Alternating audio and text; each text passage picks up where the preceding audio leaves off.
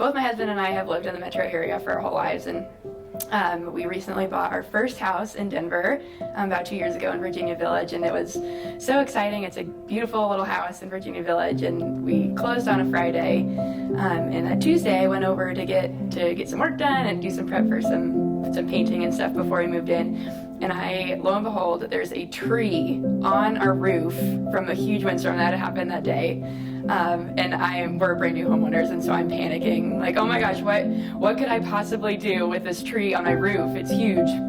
So I'm so nervous and about what to do, and little to my knowledge, our neighbors across the street, Rick and Diane, were already in action on how to help us out. So they had called the people who had lived there before and said, I don't think they've moved in yet, but there's a tree on their roof and we want to figure out how to get a hold of them. If you can figure out how to, contact a realtor or something, like we need to get this information to them that there's a tree on their roof. And so our realtor called us and tried to help us with that situation. And I went over and knocked on the neighbor's door, my next door neighbor, Greg's door, and I introduced myself. I'm like, I'm Christine, I just bought this house next door to you, and you probably noticed the tree that's on our roof. Do you have a chainsaw that we could borrow?